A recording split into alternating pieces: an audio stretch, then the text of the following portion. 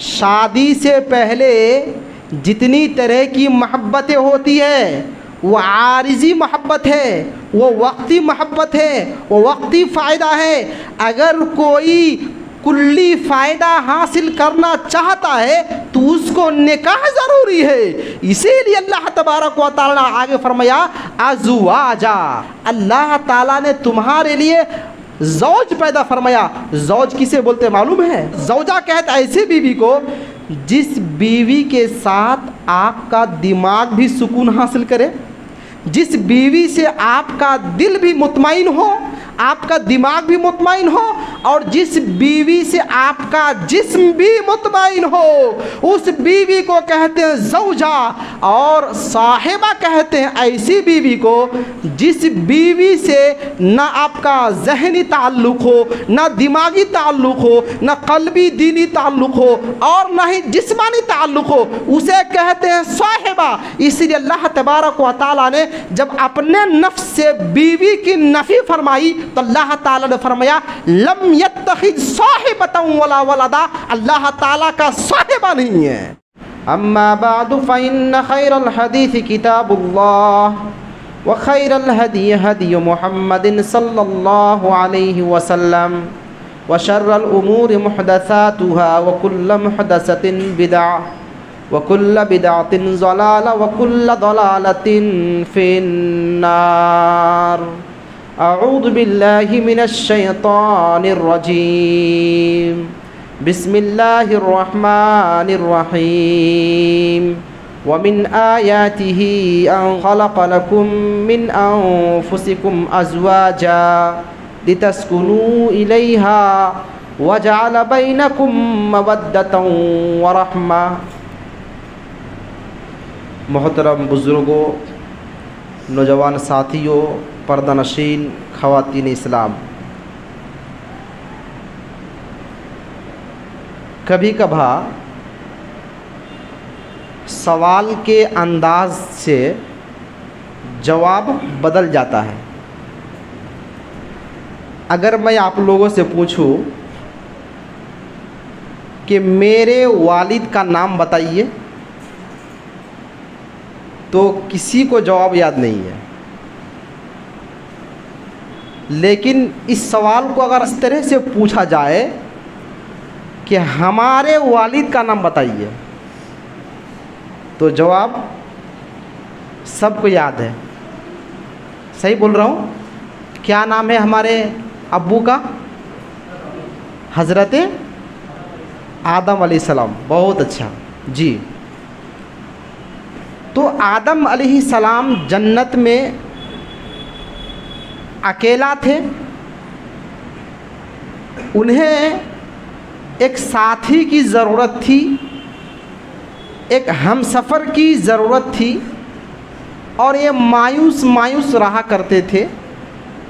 तो अल्लाह तबारक व तआला ने हमसफ़र और साथी साहिबा बीवी हज़रत आदम के लिए तैयार फरमाया। यहाँ पर एक गलत फहमी का इज़ाला ज़रूरी है। एक गलत फहमी तो ये है कि हज़रत आदम अलैहिस्सलाम को पैदा फरमाने के बाद हमारी माँ हव्वा को जब अल्लाह ने तख्लीक की तो टेढ़ी पसली से तख्लीक फरमाया। इसलिए ये औरत के अंदर नुक्स है कि वो हमेशा टेढ़ी रहती है। कहते हैं ना, इस तरह से उनको नीचा दिखाने की कोशिश की जा रही है, उनको एक दर्जा से नीचे गिराने की एक कोशिश है। इसलिए कि हर चीज़ का अपना एक अलग बनावट का तरीक़ा होता है और उस चीज़ को उसी तरीक़े पे बनाया जाता है। ये जो डंडा का ऊपरी हिस्सा हम देख रहे हैं, इसको टेढ़ा बनाया गया, तो ये लाठी का और डंडा का ऐब है या इसकी ये खूबसूरती है? जी बताएं, खूबसूरती है। तो जिसको जिस अंदाज में बनाना चाहिए उसको उस अंदाज में बनाया गया, अगरचे वो देखने में और हकीकतन टेढ़ा हो, मगर ये खूबसूरती की निशानी है, ये उसकी ऐब नहीं है। तो हज़रत हव्वा को अल्लाह ताला ने आदम अलैहिस्सलाम की टेढ़ी पसली से पैदा फरमाया, तो ये उनके हक़ में, हमारी माओ बहनों के हक़ में ये ऐब नहीं है। उनको उसी अंदाज में और उसी चीज़ से पैदा किए जाना था, सही कि नहीं। अब हमारी जो पसली है इसमें टेढ़ी पसली है, अगर इसी पसली को सीधा कर दिया जाए तो बताइए देखने में कितना भोंडा लगेगा, कितना ख़राब लगेगा, सही बात। जी हाँ, तो हव्वा अलैहिस्सलाम को अल्लाह ताला ने अगर टेढ़ी पसली से पैदा फरमाया है तो ये हव्वा अलैहिस्सलाम या उनकी बेटियों का ऐब नहीं है, ये उनकी खूबसूरती है। लिहाजा किसी को आर दिलाते हुए देखे तो उनको मुंह तोड़ जवाब दे कि हमारी खूबसूरती की अलामत है। आइए एक आयत हम आपको सुनाते हैं। अल्लाह तबारक व तआला ने सूरह रूम के अंदर बयान फरमाया, वमिन आयातिही अन खलक़ लकुम मिन अनफुसिकुम अज़वाजन लितस्कुनू इलैहा वजअला बैनकुम मवद्दतन व रहमा।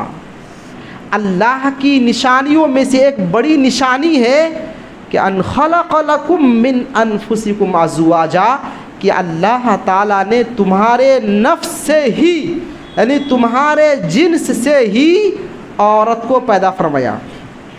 ये मामूली नेमत है। बताइए थोड़ी देर के लिए अगर अल्लाह तबारक व तआला मर्दों का सुकून हासिल करने के ज़रिया किसी जिन्नी को बना देता तो कोई मर्द किसी जिन्नी से इस्तिफ़ादा कर सकता था। सुकून हासिल करना किसी मर्द के लिए, किसी जिन्नी से, किसी इंसान के लिए एक गैर जिन्स से इस्तिफ़ादा करना, उनसे फ़ायदा उठाना ये मुमकिन था। इसीलिए अल्लाह तबारक व तआला ने इंसान पर एहसान करते हुए हमारी जिन्स में से अल्लाह ताला ने औरतों को बनाया।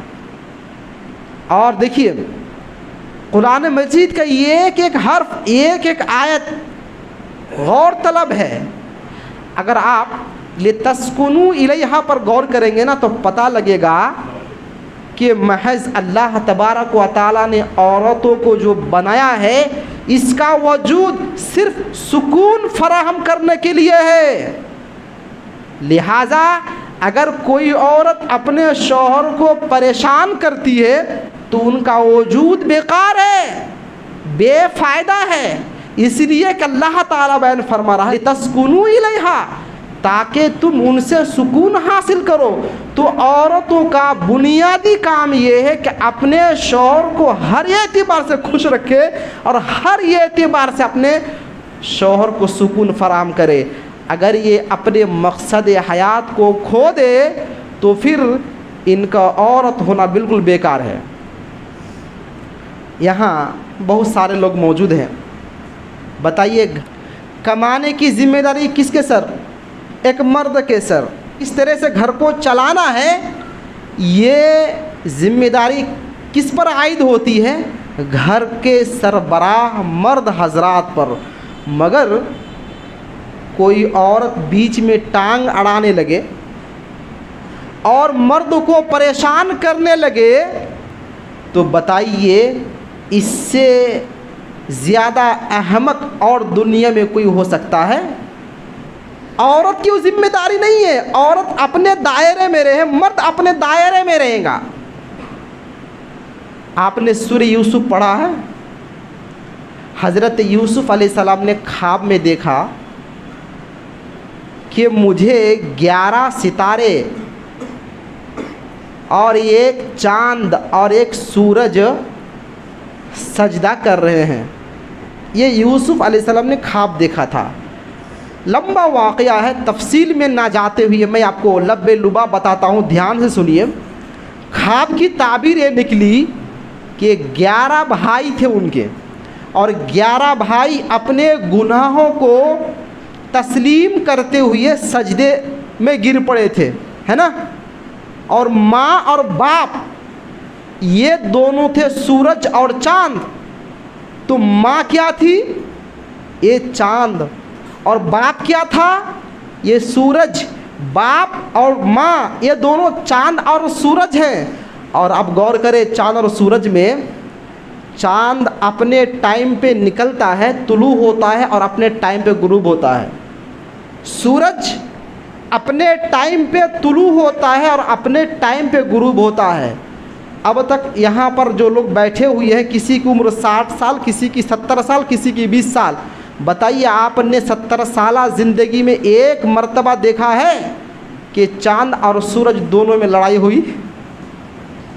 जी हाँ, देखा है। चांद अपने मदार पे सफ़र कर रहा है और सूरज अपने मदार पे, अपने रास्ते पे चल रहा है। क्या मजाल के चांद सूरज को पाले या क्या मजाल के सूरज चांद पर हावी हो जाए। सब अपने अपने रास्ते पे मगन है और अल्लाह ताला फरमा रहा है कुल्लुन फी फलकिन यस्बहून। हर एक मखलूक अपने अपने काम पे, अपने अपनी जगह पे रवा दवा है। बताया जा रहा है, ए औरतों, तुम महज औरत नहीं, तुम्हारा मकाम चांद की तरह। और आए मर्द हजरात, तुम अपने आप को कमतर ना समझो, तुम्हारा मकाम सूरज की तरह। लिहाजा सबक यह मिला कि जिस तरह से चांद अपने मदार पे रहता है, अपने रास्ते पे रहता है, जिस तरह से सूरज अपने रास्ते पे रहता है, उसी तरह से मर्द को अपना काम करते रहना चाहिए और औरत को अपना काम करता रहना चाहिए। और अफसोस के साथ कहना पड़ता है, आज हमारे माशरे से ये चीज़ ख़त्म होते चले जा रहा है। औरतें शॉपिंग करने चलती है, मर्द घर में आराम कर रहा है और उनकी बीवी बेचारी चली शॉपिंग करने में। एक रास्ते की गाड़ी दूसरे रास्ते पे चलने लगेगी तो क्या होगा? एक्सीडेंट हो जाएगा। और ऐसा भी देखा गया लिबास के एतबार से कि जो मर्द हजरात के लिबास थे वो औरतें पहनने लगी और औरतों का लिबास मर्द पहनने लगे। तो ये जो गड़बड़ी सिस्टम में शुरू हो गया है, ये खतरे की घंटी है मेरे प्यारे भाइयों। और चांद और सूरज की जो मिसाल मैंने दी, और मैंने नहीं, कुरान मजीद में दिया गया है, ये मिसाल बड़ा अजीब व गरीब है। कैसे अजीब व गरीब है? इसलिए कि जहाँ बच्चे की तरबियत में माँ की मोहब्बत की ज़रूरत है, हाँ, वहीं बाप की डांट डपट मार पीट की भी ज़रूरत है।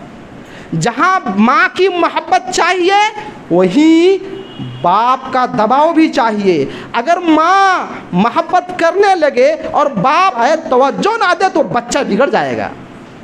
बच्चे की परवरिश में, बच्चे की तालीम व तरबियत में अगर माँ की मोहब्बत ज़रूरी है, माँ का ममता चाहिए, तो बाप का डंडा भी चाहिए। तो अल्लाह ताला ने फरमाया लितस्कुनू इलैहा, ताकि तुम उनसे सुकून हासिल करो। और जहाँ मर्द हजरात के लिए औरतें सुकून का सामान है, उसी तरह से औरतों के लिए भी मर्द हजरात सुकून का सामान है।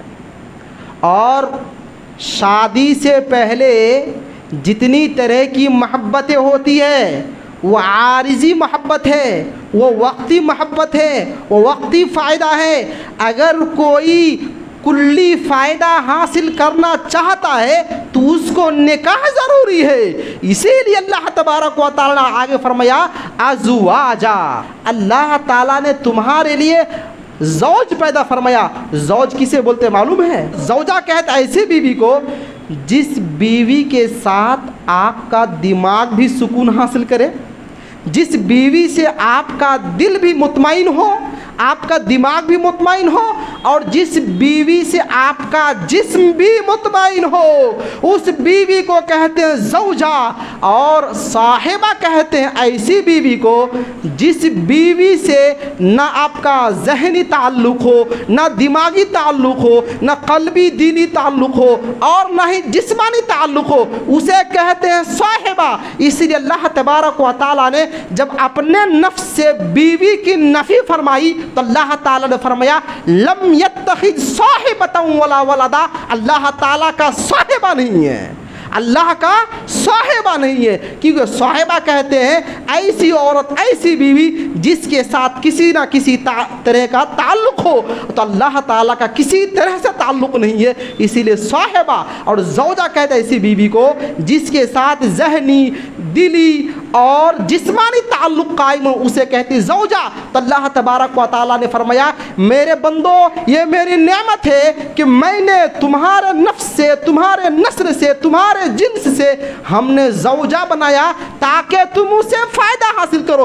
पता है चला एक मर्द कहीं अगर सही तरह से सुकून हासिल कर सकता है तो वो है शादी के बाद वाली ज़िंदगी अपनी बीवी से हासिल कर सकता है, और किसी दूसरे से वो सुकून हासिल नहीं होगा।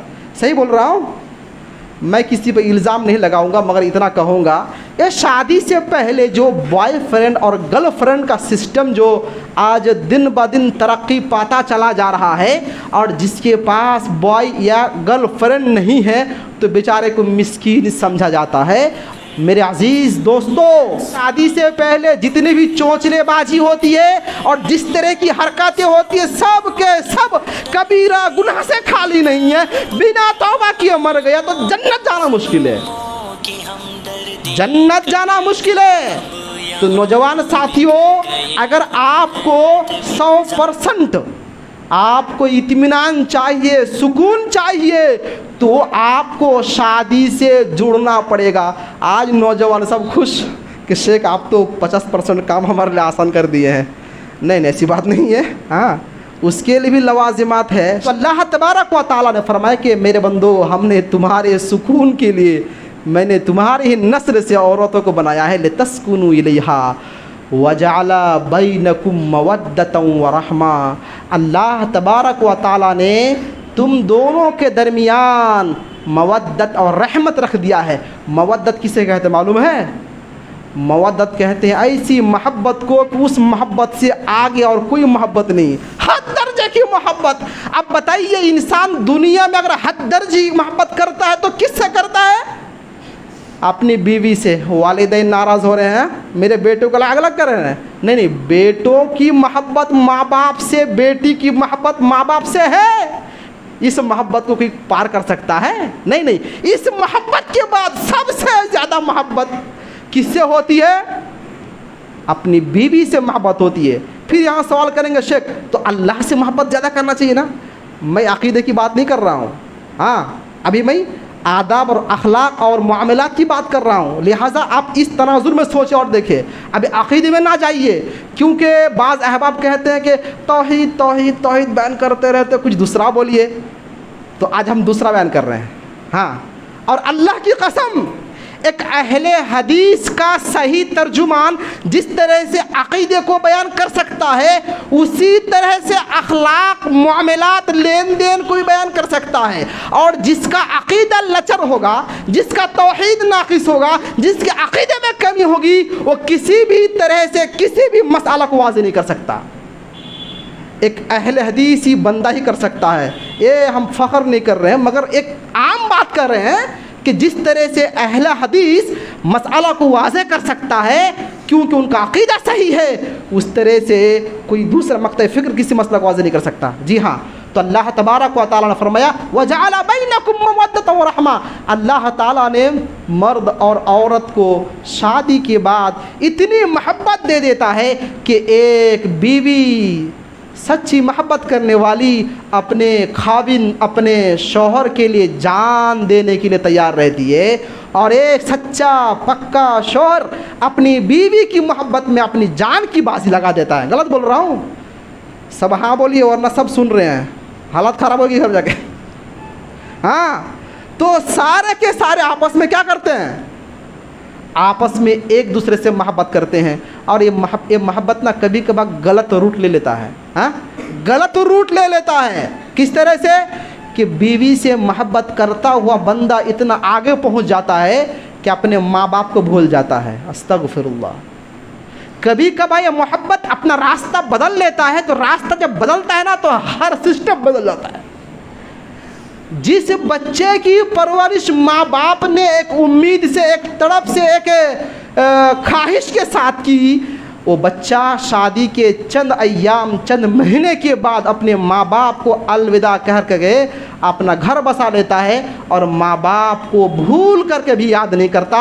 इस तरह की लड़के की कोई ज़रूरत नहीं और इनकी ज़िंदगी में की गई इबादत की कोई अहमियत नहीं, क्योंकि अल्लाह के रसूल ने फरमाया लोगों हलाक कर देने वाली चीज़ों से बचो। साहबा किराम ने पूछा अल्लाह के रसूल हलाक कर देने वाली चीज़ क्या क्या है? तो आपने फरमाया उक़ूक़ुल उम्महात, माँओं की नाफरमानी, बाप की नाफरमानी, माँ का दिल दुखाने से, बाप का दिल दुखाने से बचो। अगर कोई माँ बाप का दिल दुखा रहा है तो बीवी से मोहब्बत करके भी कामयाब नहीं हो सकता। मेरे नौजवान साथियों, बैलेंस ज़रूरी है। इधर माँ बाप की मोहब्बत, उधर बीवी की मोहब्बत, दोनों की मोहब्बत को निभाना पड़ेगा, तब जाके आपकी ज़िंदगी एक सक्सेसफुल होगा, वरना आप अनसक्सेसफुल माने जाएंगे। एक छोटा सा नुस्खा बता देता हूँ कि शेख बैलेंस कैसे होगा। बैलेंस का हम तरीक़ा बता देते हैं, है ना।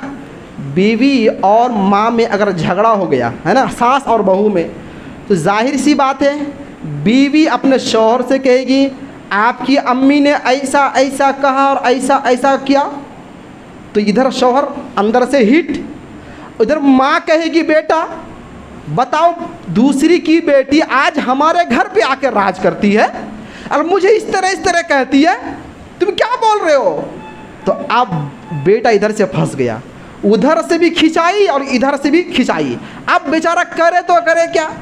तो उस मौके पे आपको एक तोहफ़ा और एक हदिया दे देता हूँ कि क्या करना है, किस तरह से मामला सुलझ जाएगा।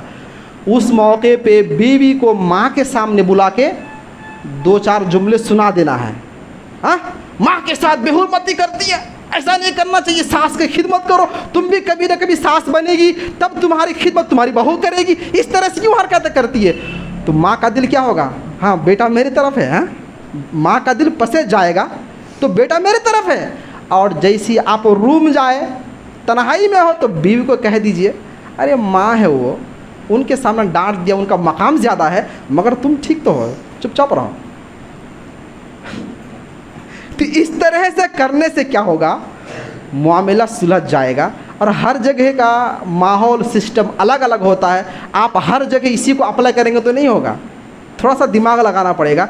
इसीलिए तो कहा गया कि शादी वो करे जिसके अंदर हर तरह की क़ुव्वत हो, वरना सिर्फ शादी कर लिया अब घर को संभल ना सके तो घर उजड़ जाएगा उसकी। बहरहाल अल्लाह तबारक व तआला ने फरमाया मेरे बंदो ये मेरी बड़ी नेमत है कि हमने तुम्हारी नस्ल तुम्हारे जिन्स से हमने औरत को बनाया ताकि तुम उनसे सुकून हासिल करो, उनसे फ़ायदा हासिल करो।